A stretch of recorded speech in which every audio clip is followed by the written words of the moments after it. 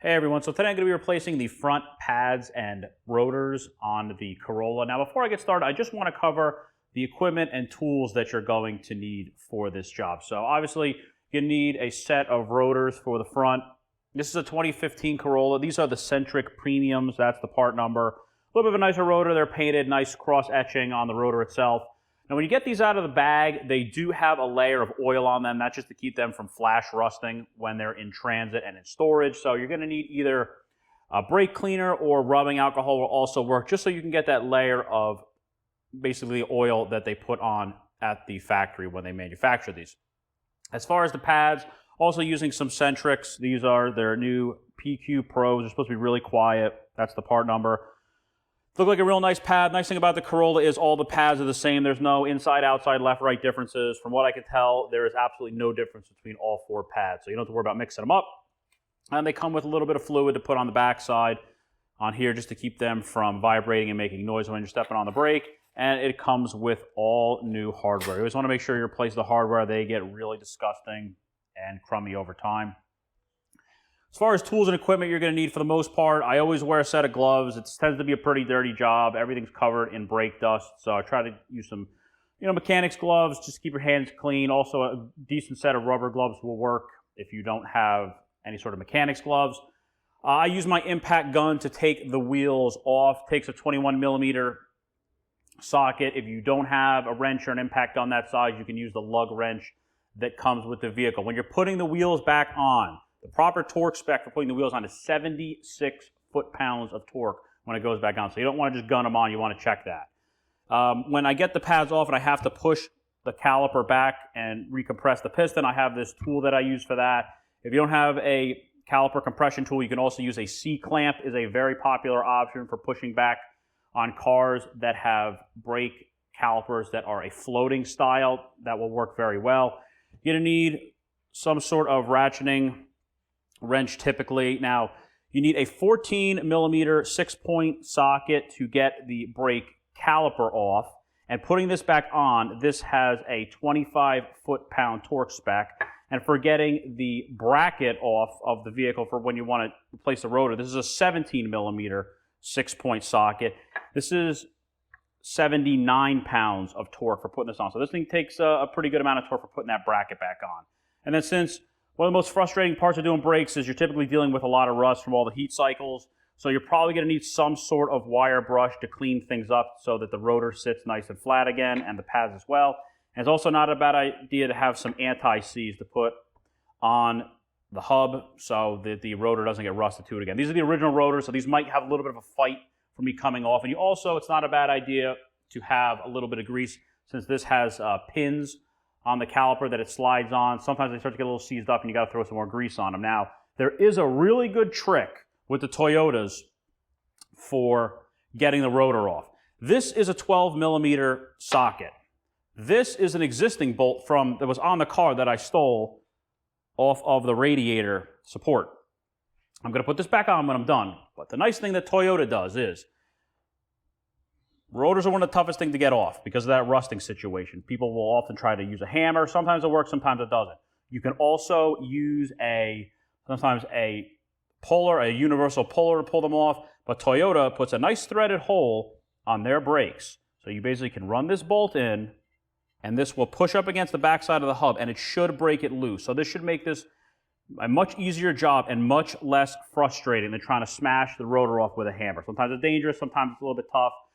But that's a nice trick. Usually the Toyota somewhere will have a bolt underneath that fits on the Corollas. It's this one on the radiator support. Like I said, 12 mil. Now, obviously, I already have the car jacked up and I already pulled the wheel off. That's a pretty simple job. This job is not hard, but it's a little bit more of an intermediate job. So if you've never done brake support, it might not be a bad idea to have somebody who's a little bit more familiar with brakes. Just supervise, just check over so you can kind of learn from there. As far as safety, I always make sure the car is supported by a jack stand. Don't work off just the jack itself. If it has a hydraulic failure, you could seriously injure yourself. So I will leave the jack in place as a safety measure, but I have the bulk of the weight of the vehicle resting on the jack stand. Also set your parking brake, and if you have a wheel chock piece of wood, just use something to chock the wheel in the back. So let's go ahead and get started with this job. All right, so first thing, the caliper itself has to come off. So that 14 mil through an extension on here, I started cracking them loose a little bit, but these aren't typically too bad to get off. As long as you got to hit it with your hand, they're not too bad to get these things off. While you're under here, it's also not a bad idea to check for any leaks. Check the brake lines, make sure they're in good shape. These bolts look good, not too much rust on them. I did the underbody inspection a couple weeks ago. I knew everything was pretty good, but you always want to check for leaks. So I actually did the pads not too long ago just because I got tired of checking them.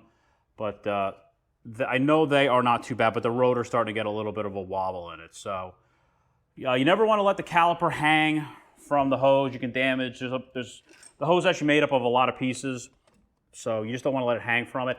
Now is the time, let me take, before I even get to this, check the seal, make sure it's good, make sure there's no leaks from the seal for the piston itself. Obviously it's rusty, but that's really not a big deal.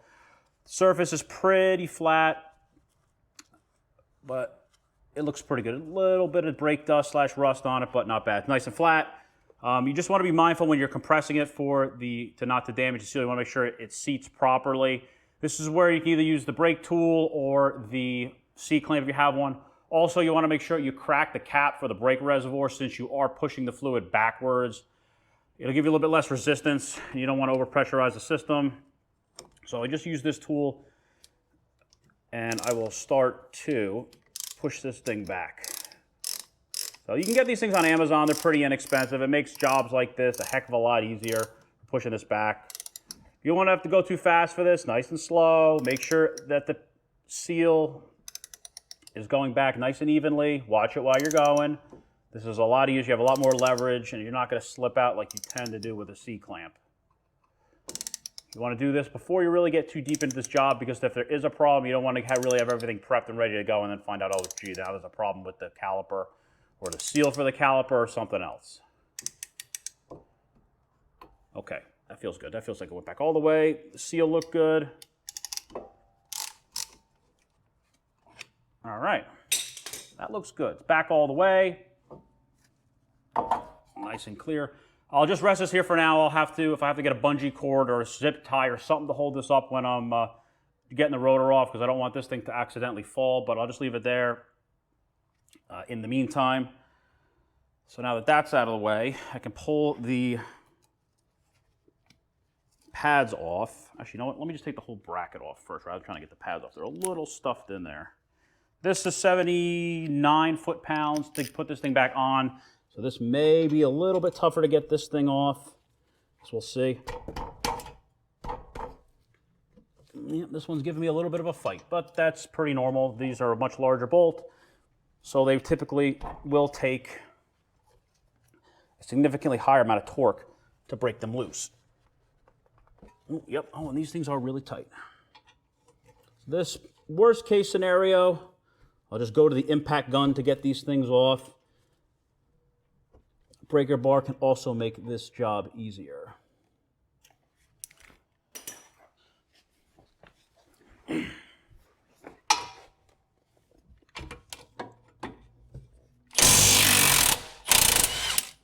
That made quick work of that. If you don't have an impact gun, you can work on it, but it typically is tougher to do this without an impact gun. A pry bar or a breaker bar will also make the job a lot easier if these things are tough, because these have never been off the car.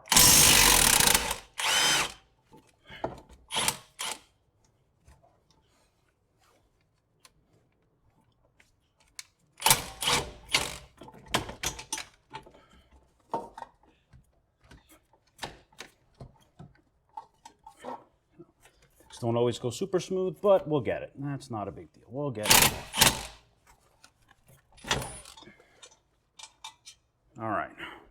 So we got that off. Not too bad. And then this thing should just come right off. Now, if they've been on here for a while like this, sometimes they have a hard time getting past the rotor on the back side. Unfortunately, one of the downsides of these cars that have floating calipers is, after a while, the back side typically tends to get really rough compared to the front side. Unfortunately, just kind of how they are. The backs usually hit before the fronts do. But I got the bracket off, obviously, as you can see. And the slides, oh, they're a little tight. They're spinning, but they're tight. These are actually slides in here with pins that allow the caliper to slide back and forth. So I'm probably going to have to put this up on the workbench. Oh, they do turn. Oh, they're starting to come back to life now. All right, not bad. So you can usually turn these with your hand. There we go. Now they're starting to come back to life. I have to put a little bit more grease on them because they've never been greased. Actually, come to think of it, I did grease these one time when I did the brakes last time. So there you go. Now you can see it's coming out. So as the brakes start to wear, these will typically come out a little bit more like that to take up the gap as the pad wears. When they're new, usually they're all the way in. So I usually got to twist these things just to kind of bring them back to life. Not bad. Pads aren't bad. I mean, I knew they're not bad. They only have about 30,000 miles on them, give or take. One thing I always recommend to people when you're doing brake jobs, if you get a little lost or confused, it's always good to do one side at a time. So you have a mirror image on the other side. If you get a little lost or overwhelmed or something happens, you always have the other side there as a reference. But yeah, pads aren't terrible, but they've got kind of uneven grooves cut in them because the backside of the rotor is kind of in rough shape. Also, your brakes will wear unevenly if one of these slides gets stuck. The caliper can start to go sideways. I've seen that happen before. But overall, not terrible. But the rotor is pretty rough. This car's got like 144,000 miles on it. Since they're highway miles, but still, this rotor's finally pretty much shot. So I'm going to get this thing hung up, and then I'm going to start working on getting this rotor. All right.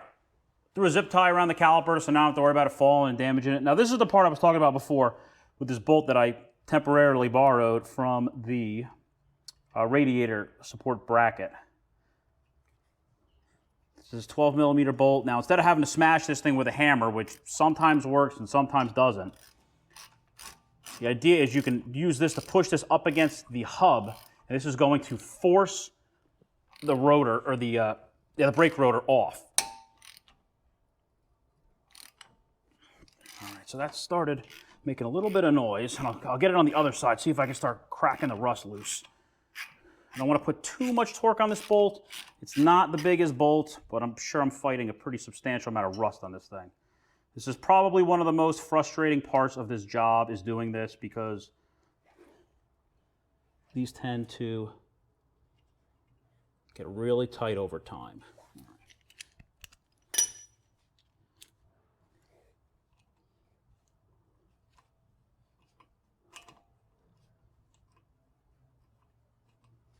There we go. All right.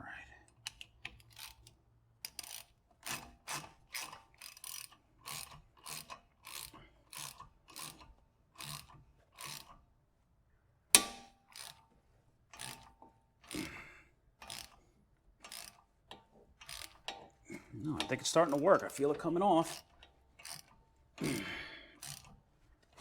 there we go. Oh, Toyota, you are awesome. What a great thing they do. I wish more companies would do this. That just made this job so much easier. Now I don't have to fight this rotor with a hammer, because, like I said, the hammer thing, it's good in a pinch. If it's your only option, it usually will work, but it's not always the prettiest thing, and sometimes it just doesn't work.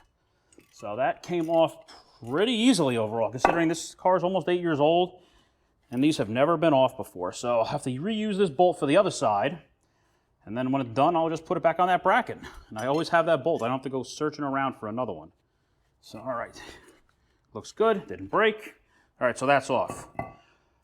All right, so go grab that brush. That never sees.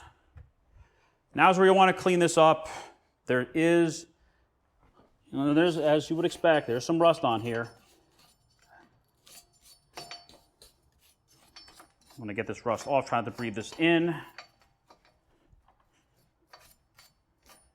Not too bad, though. Not too bad. You also got to be really careful when you're wailing on this thing with a hammer. I've seen people bend the studs, strip the threads, bend the studs, and now it just became a more intensive project.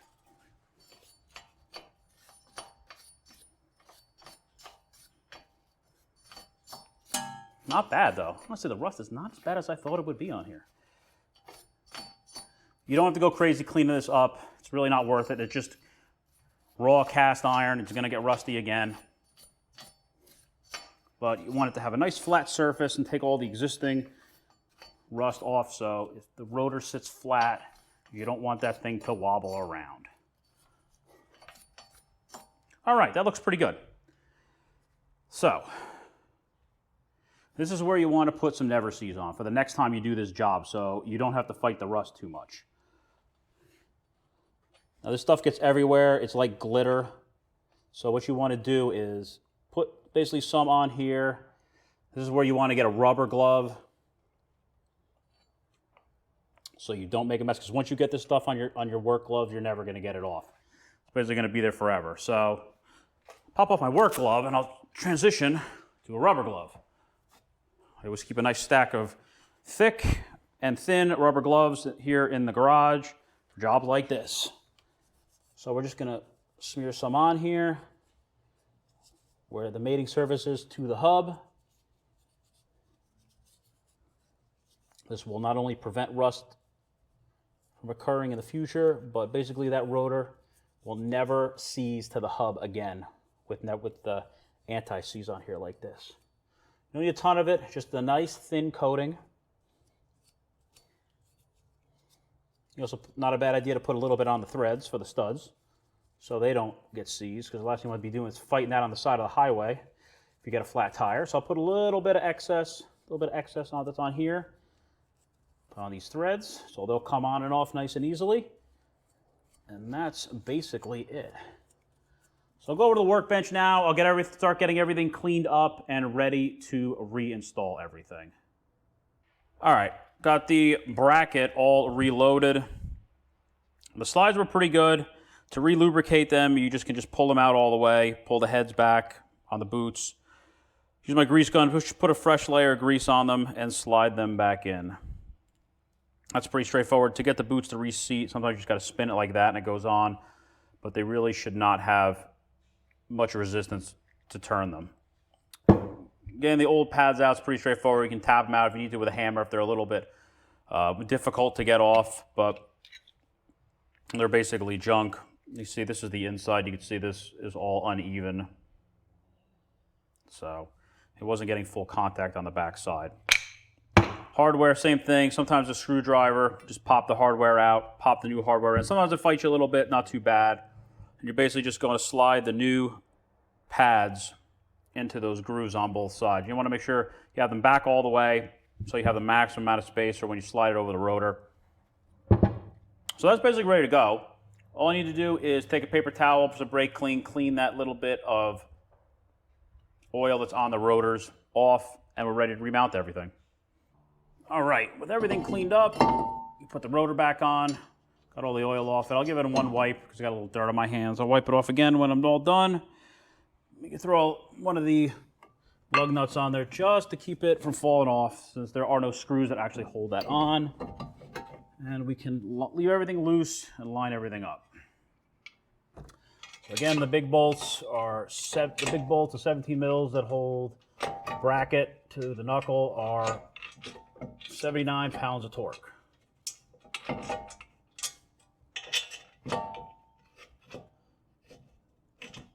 Once you have these off, they normally go back on fairly easily once you get everything lined up.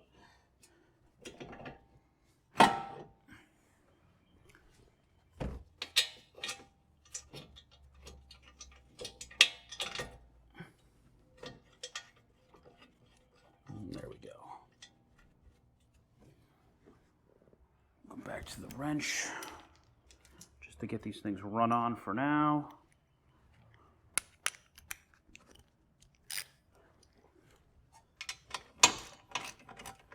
You shouldn't need to gun these things on. It's probably way too much torque, and then you have a difficult time getting them back on when it comes time to do this again.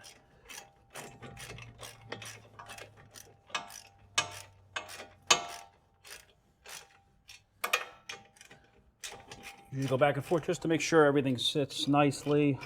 You don't want anything going on crooked, cross-threading, or having any problems. So make sure it's a nice bite on the threads, and then go from there.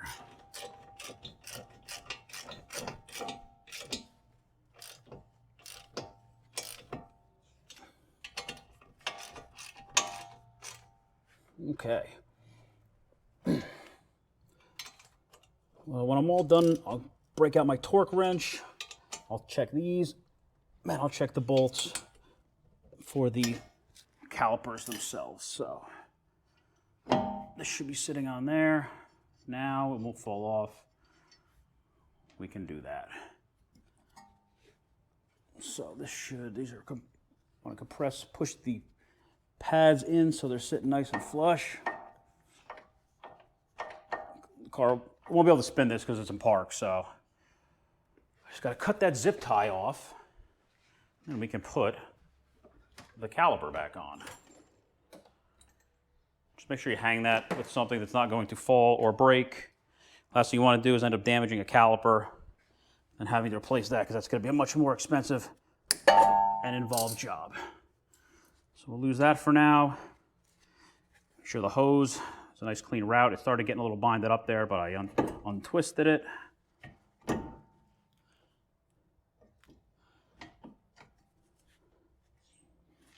we'll put one in the top so it doesn't fall, then I'll get the other one lined up.